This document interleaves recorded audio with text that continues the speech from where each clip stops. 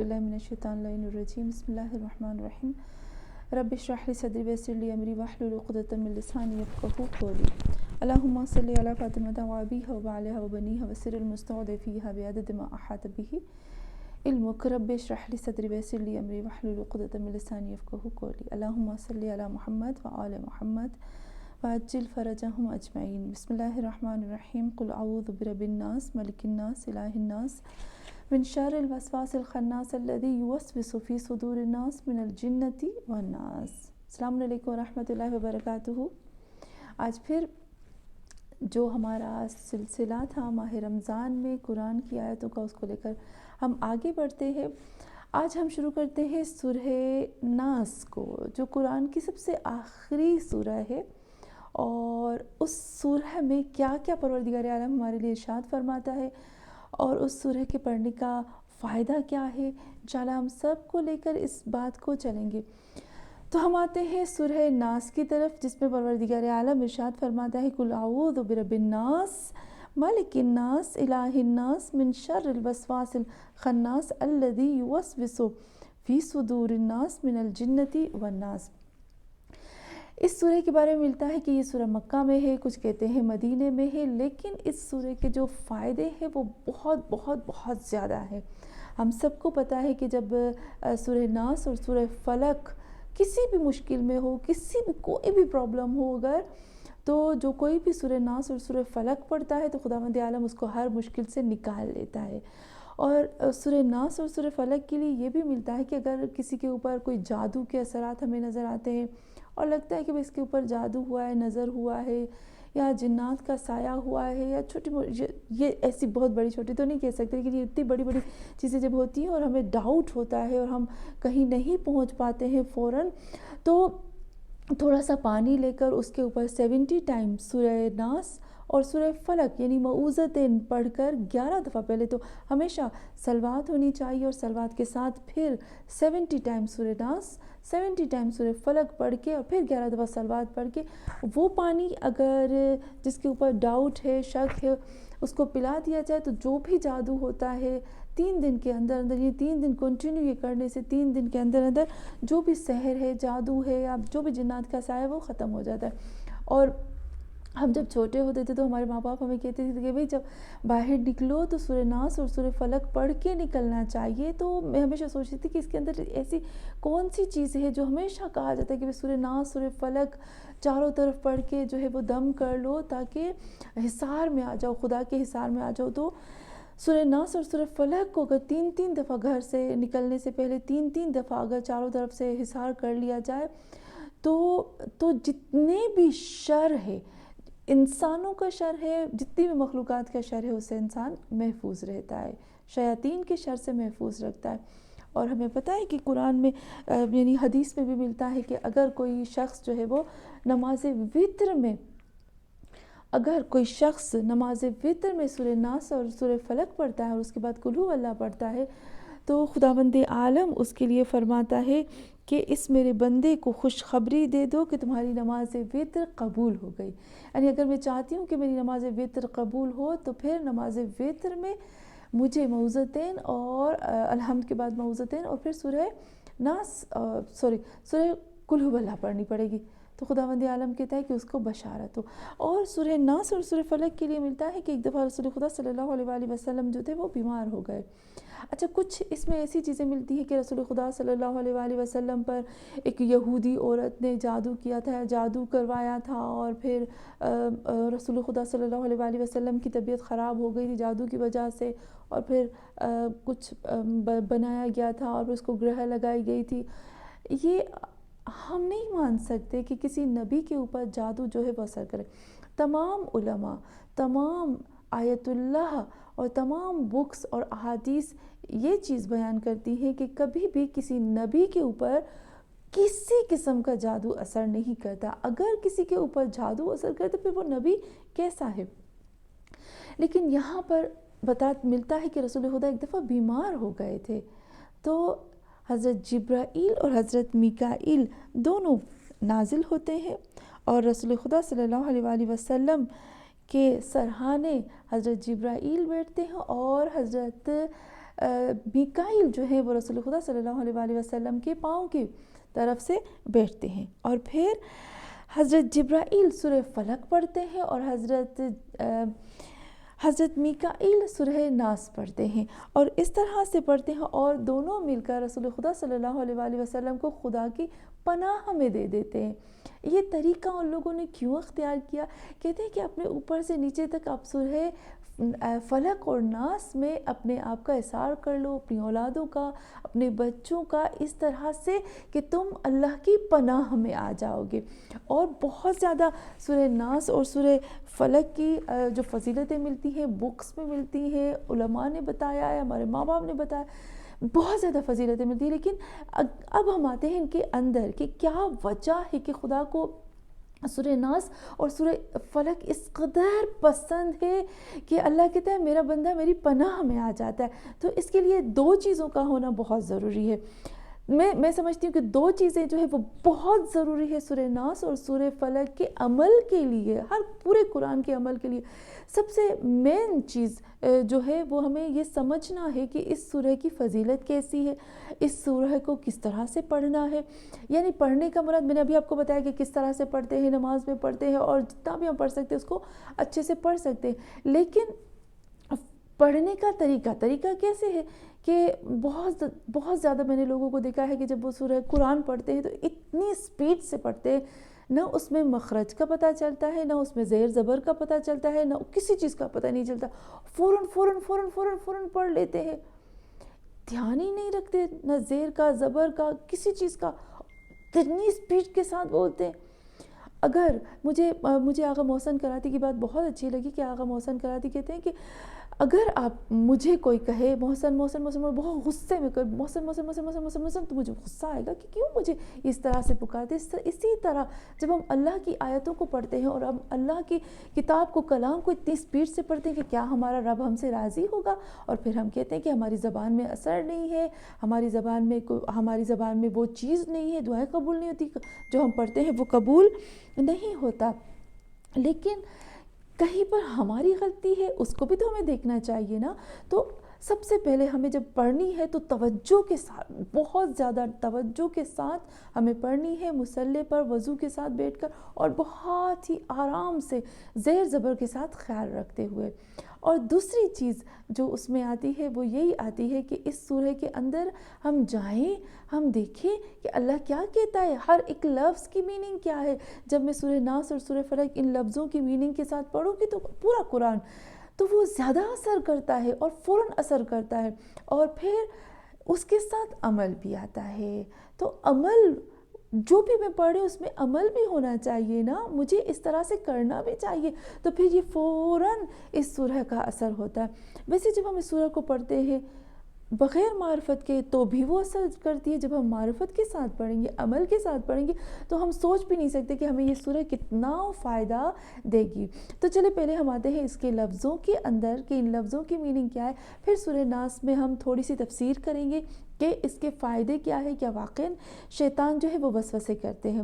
تو سب سے پہلے کل میں آتے ہیں۔ کل آپ نے دیکھا ہوگا کہ قرآن میں جب بھی کوئی اہم بات اللہ کو بولنی ہوتی تھی، پہنچانی ہوتی تھی، تو اس میں کل آتا ہے، یعنی جہاں پر بھی کوئی ایسی چیز جہاں رسول خدا خاموش ہو جاتے تھے اور چپ ہوتے تھے کہ یہاں اللہ کا کوئی ایسا حکم آئے میرے اوپر کہ میں لوگوں کو دوں، تاکہ میں لوگوں کو پہنچاؤں خاص بات جس میں زیادہ تر توحید کی بات ہوتی ہے، یا جب یہودیوں نے رسول خدا صلی اللہ علیہ وسلم کو تنگ کرنا شروع کر دیا تھا تو اس وقت بھی رسول خدا خاموش ہو گئے۔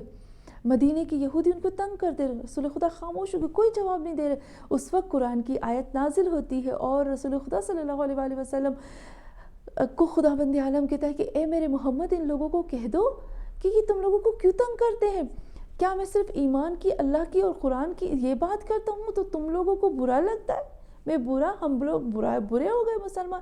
تم خود اپنے آپ کو دیکھو کہ تم لوگوں کو خداوند عالم نے کس طرح سے کیسے اللہ کہتے ہیں خنازیر و کردل، یعنی میں نے تم لوگوں کو کس طرح سے بندر بنا دیا تھا، خنازیر تم لوگوں میں سے بن گئے تھے، یعنی تم لوگوں کی شکلیں جو تھی وہ جانوروں کی طرح بن گئی تھی، پھر بھی تم کہتے ہو کہ مسلمان خراب. یعنی اس وقت جب پیغام دینا تھا رسول خدا خاموش تھے، تو بھی اللہ نے کل کا استعمال کیا.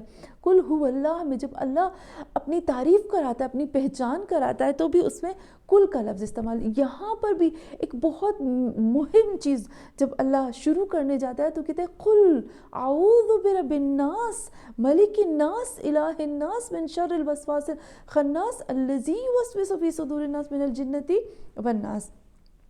تو یہاں پر ابھی ہم دیکھتے ہیں کہ کل کہہ دو، یہ فعل امر ہے. رسول خدا صلی اللہ علیہ وآلہ وسلم کے ساتھ اللہ بات کرتا ہے. امین ہے وہ میرا محمد صلی اللہ علیہ وآلہ وسلم جو اس لفظ کو بھی بالکل ویسے ہی ہمیں پہنچا دیا. دوسرا لفظ ہے اعوذ. میں چاہتی ہوں پہلے میں لفظوں کی میننگ کروں، پھر اس کے بعد میں تفسیر میں آؤں گی. پھر ہم آتے ہیں اعوذ میں. اعوذ کی میننگ کیا ہوتی ہے؟ جب ہم کہتے ہیں نا اعوذ، تو بہت زیادہ علماء نے کہا ہے کہ اعوذ کی جو روٹ میننگ ہوتی ہے وہ ہوتی ہے پناہ لینا، حفاظت میں آ جانا، اس کو کہتے ہیں اعوذ. لیکن جب ہم اعوذ کے روٹ ورڈز ہوتے ہیں عوضہ، اور عوضہ کہ جب ہم اس کی اصل جو میننگ ہوتی ہے نا اس میں آتے ہیں، جو روٹ میننگ ہے. ابھی ہم جب بھی سورہ ناس پڑھیں گے یہ ذہن میں رکھیں گے، اعوذ کی جو میننگ ہوگی نا اس کو ہم بہت اچھے سے اس کو غور سے پڑھیں گے. اعوذ میں کیا آتا ہے؟ کل اعوذ.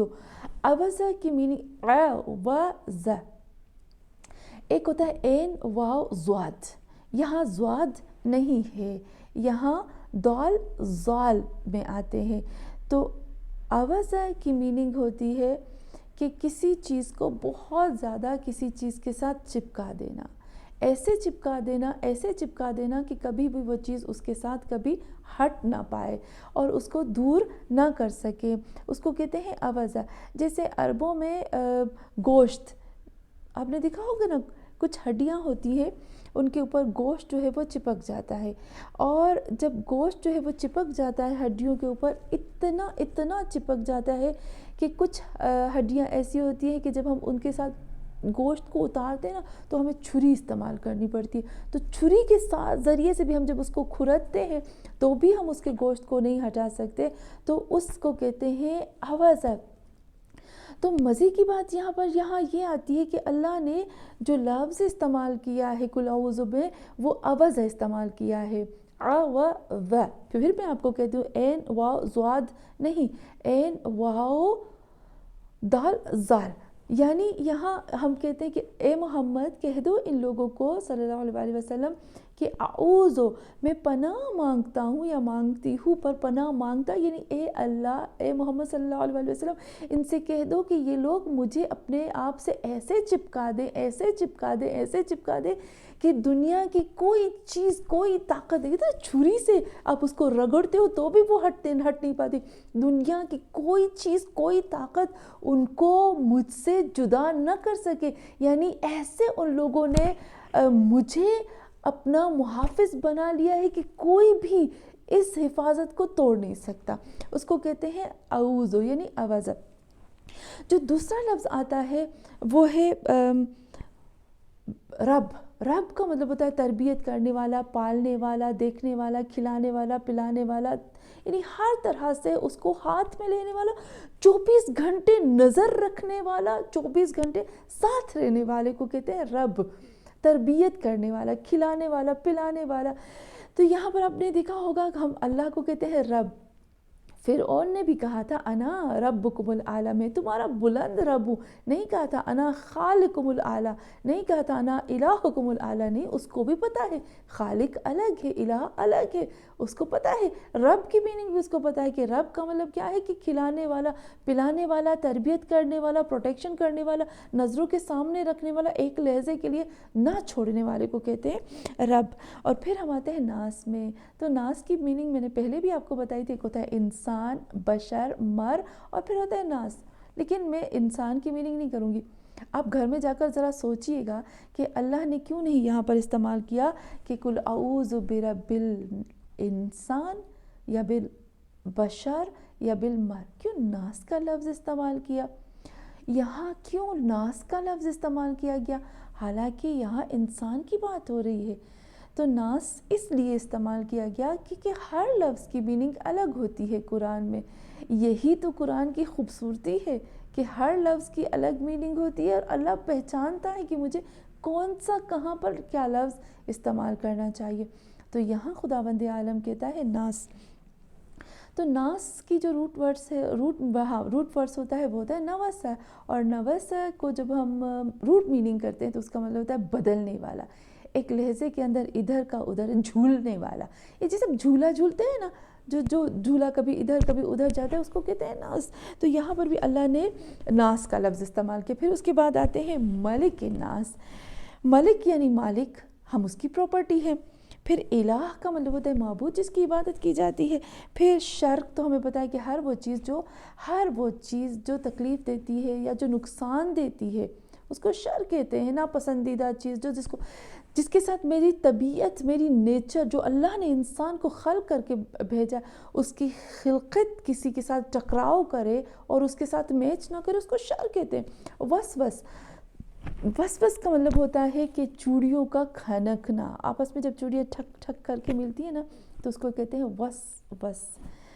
اور پھر اس میں سے جو آواز نکلتی ہے نا میٹھی میٹھی، اس کو کہتے ہیں وسوس۔ تو وسوس کا مطلب ہوتا ہے کہ وہ آواز جو بہت دھیمی اور دھیری ہوتی ہے اور بہت دل کو بھاتی ہے، اس کو وسوس کہتے ہیں۔ اور عربی میں جو زلزلہ، وسوسہ، اس طرح کے جو ورڈز ہوتے ہیں اس کا مطلب ہوتا ہے ٹھہر ٹھہر کر، رک رک کر کسی چیز کا ہونا۔ پھر خناس میں آتے ہیں۔ خناس کی جو روٹ ورڈز ہوتے ہیں وہ خنسہ، ہمیں پتہ ہے خنسہ ہے، اور خنسہ کی جو اصل میننگ ہوتی ہے وہ شیاطین نہیں ہوتی۔ ہم کہتے ہیں شیاطین شیطان کا نام ہے، ابلیس شیطان کا نام ہے، لیکن یہاں پر جو اللہ نے بات کی ہے وہ ایسے شیاطین کی بات کی ہے جو خناس ہے۔ ابھی خنسہ جو ہے اس کی روٹ میننگ کیا ہوتی ہے؟ اس کی روٹ میننگ ہوتی ہے کہ کسی کا چھپکے سے وار کرنا، کوئی پتھر مار کر چھپکے سے آتا ہے، وار کرتا ہے اور پھر وہ چھپ جاتا ہے، تو اس کو کہتے ہیں خنسہ۔ یہاں پر کتنا خداوند عالم نے خوبصورت بیان کیا کہ خنسہ یعنی وہ لوگ جو چھپکے سے، ہر وہ مخلوق جو چھپکے سے وار کرتی ہے اور ہمیں پتہ ہی نہیں چلتا، اور ہم جب ادھر دیکھتے ہیں تو وہ ہوتی نہیں۔ تو خناس کا مطلب یہ ہوتا ہے کہ جب مارتے ہیں ہماری توجہ ہی نہیں ہوتی اور پیچھے سے ہمارے کام ہوتے ہیں، جسے ہم دیکھتے ہیں وہ ہمیں نظر ہی نہیں آتے، گم ہو جاتے۔ تو یہاں پر بھی خدا نے یہ لفظ استعمال کیا، اس لفظ کو چوز کیا، خناس۔ ابھی انشاءاللہ جب میں اس کی تفسیر میں آؤں گی تو پھر اس کو بھی بتاؤں گی۔ یہاں پر اللہ کہتا ہے کہ یوسوس فی صدور الناس، صدر کا لفظ استعمال کیا، قلب کا لفظ استعمال نہیں کیا۔ اور ہمیں پتہ ہے کہ صدر اس لیے اللہ نے استعمال کیا کہ کیپیٹل، صدر کا مطلب ہوتا ہے کیپیٹل۔ تو ہر انسان کا جو کیپیٹل ہوتا ہے وہ الگ ہوتا ہے۔ کسی کا جو کیپیٹل ہوتا ہے وہ دماغ ہوتا ہے، کسی کے جو ہوتا ہے وہ دل ہوتا ہے، کسی کی جو ہوتی ہے وہ سوچ ہوتی ہے، فکر ہوتی ہے، علم ہوتا ہے۔ یعنی ہر وہ انسان جس کا کیپیٹل، جس کی جو مین چیز جس کو وہ یوز کرتا ہے، اس کو ہی شیطان ٹارگیٹ کرتا ہے۔ اور پھر من الجنتی والناس، پھر جنن کا مطلب ہوتا ہے جنت، اور جنہ اور جنہ یعنی جنن سے مطلب ہوتا ہے اس کا مطلب ہوتا ہے کہ ہر وہ چیز جو چھپی ہوئی، جنات یعنی ہر وہ مخلوق جو ہمیں نظر نہیں آتی، جو چھپی ہوئی ہے۔ جنت بھی اس لیے کہتے ہیں کہ ایسا گارڈن، ایسی زمین جو باغوں سے، جو درخت سے بھری ہوئی ہے اور جس کی زمین نظر نہیں آتی، اس لیے اس کو کہتے ہیں جنت۔ تو یہاں پر ہم نے ورڈز کی میننگ کی ہے۔ ابھی میں انشاءاللہ ہم اس کو دوسرے درس میں ہم اس کی تفسیر کر کے ختم کر دیں گے، اور پھر انشاءاللہ بہت ہی خوبصورت طریقے سے جب بھی ہم پڑھیں گے، معرفت کے ساتھ، عمل کے ساتھ، سمجھ کے ساتھ، اور اس کا اثر جو ہے وہ بے انتہا پھر بڑھ جائے گا۔ وصلی اللہ علی محمد وعلی آلہ طیبین۔